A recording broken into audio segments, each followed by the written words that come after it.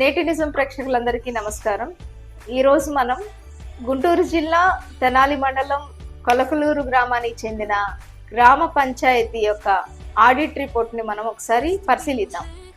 ఈ audit report వచ్చేసి మనకి 2021-22 సంవత్సరానికి చెందిన ఆర్థిక సంవత్సరానికి చెందిన ఆడిట్ రిపోర్ట్. ఇది మన చేతిలో ఉంది.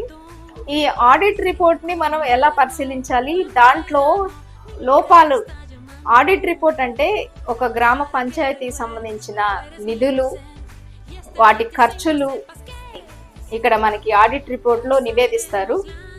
వీటిలో మనం ఏం తెలుసుకోవచ్చు అంటే గ్రామ పంచాయతీ నిధులు సక్రమంగా వినియోగిస్తున్నారా లేదా వీటిలో ఏమన్నా తప్పులు ఉన్నాయా, అది ఖర్చు చేస్తున్నారా లేదా అనే విషయము ఈ ఆడిట్ రిపోర్ట్లో ఉంటుంది. కొలకలూరు గ్రామ పంచాయతీ ఆడిట్ రిపోర్ట్ ఒకసారి పరిశీలిస్తే కనుక 2021-22 ఆర్థిక సంవత్సరానికి చెందిన ఆడిట్ రిపోర్టు మనం ఇప్పుడు ఒకసారి చూద్దాం.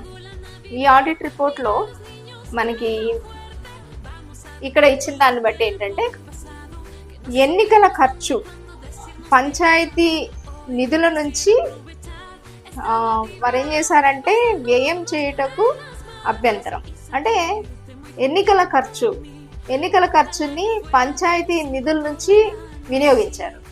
యాక్చువల్గా అయితే ఏమవుతుందంటే ఎన్నికల ఖర్చుకి పొలిటికల్ పార్టీస్ అనేవి సపరేట్గా వాటికి బడ్జెట్ కేటాయిస్తుంది. వాటిలోంచి ఎన్నికల ఖర్చుని ఆ పార్టీలకు సంబంధించిన వాళ్ళు ఆ నేతలు వాడుకుంటారు.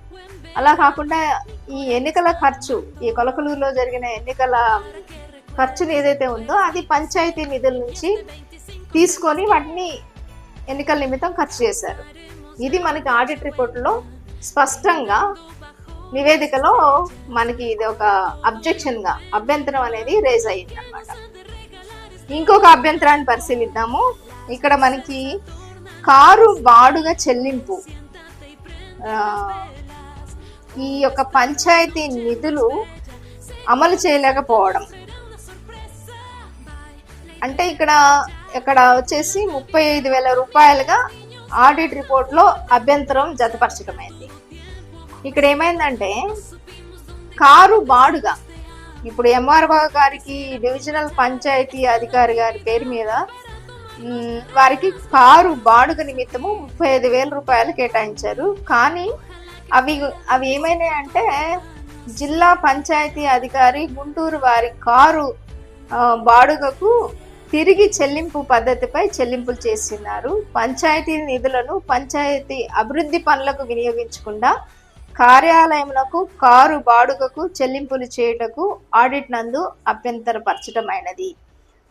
చెల్లింపులు చేసిన మొత్తము ఇప్పటి వరకు తిరిగి పంచాయతీ నిధులకు జమ చేయబడి ఉండలేదు. కావున వెంటనే సంబంధిత అధికారులు ఉత్తర ప్రత్యుత్తరములు జరిపి చెల్లింపు చేసిన మొత్తమును తిరిగి పంచాయతీ నిధులకు జమ చేయుటకు తగు చర్యలు తీసుకోవాల్సినదిగా తెలియచేయటమైనదే అని ఇక్కడ ఒక అబ్జెక్షన్ అన్నమాట. ఇక్కడ రూల్స్ ప్రకారం ఏంటంటే కారు బాడుగకి ఒక 35,000 రూపాయలు కనుక మనం పంచాయతీ నిధుల నుంచి తీస్తే ఖర్చుల నిమిత్తము తిరిగి వాటిని అధికారి పంచాయతీ నిధులకి చెల్లింపు చేయాలి. కానీ రూల్స్కి విరుద్ధంగా ఆ 35,000 రూపాయల యొక్క ఖర్చులు అనేది మనకి ఇవ్వలేదు. అవి దుర్వినియోగం జరిగిందిగా మనకి ఇక్కడ అభ్యంతరంలో పొందుపరచటమైనది. ఇంకొక అభ్యంతరాన్ని ఒకసారి చూద్దాము. కాలదోషం పట్టిన పన్నులు మరియు రుసుములు 22,84,617 రూపాయలు. కాలదోషం పట్టిన పన్నులు మరియు రుసుములు అంటే ఇక్కడ లైసెన్స్ ఫీజులు 2018-19 ప్రాంతంలో వసూలు చేయాల్సిన లైసెన్స్ ఫీజులు 21-22 ఆర్థిక సంవత్సరం దాకా కూడా వసూలు చేయకపోవడం అనేది కాలదోషంగా ఇక్కడ చూపించారు. ఏ సంవత్సరానికి చెందిన లైసెన్స్ ఫీజులు ఆ సంవత్సరం పంచాయతీ నిధులు సేకరించాలి. కానీ 18-19 సంబంధించిన లైసెన్స్ ఫీజులు 21-22 సంవత్సరం దాకా కూడా, ఈ ఆర్థిక సంవత్సరం దాకా కూడా వసూలు చేయబడలేదు.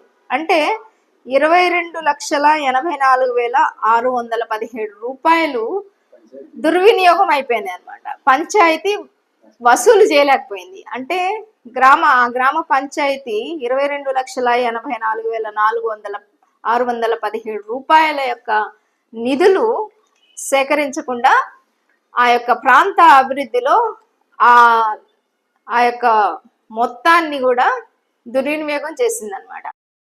కాబట్టి ఇట్టి నష్టములకు బాధ్యులకు వారి నుండి వసూలు చేసి గ్రామ పంచాయతీ నిధులకు జమ చేసి ఆడిట్ నకు చూపవలను అని ఇక్కడ ఆడిట్ రిపోర్ట్ లో పొందుపరచడమైంది. అంటే ఏంటంటే 2018-19 సంవత్సరం ఆర్థిక సంవత్సరంలో వసూలు చేయాల్సిన లైసెన్స్ ఫీజుల బకాయిలని అప్పుడు పనిచేసిన అధికారులు వాటిని అలసత్వంగా నిర్లక్ష్యం చేసి వసూలు చేయకుండా వాటిని ఆడిట్ కి చూపించకుండా ఉన్నందువల్ల ఇక్కడ వారు ఆడిట్ రిపోర్టు చెందిన వాళ్ళు ఏం చెప్పారంటే ఆ టైంలో ఎవరైతే ఆఫీసర్ పనిచేశారో వారి దగ్గర నుంచి వసూలు చేసి లెక్కలు చూపించాల్సిందిగా వారిని పంచాయతీ అధికారులని కోరి ఉన్నారు ఇక్కడ.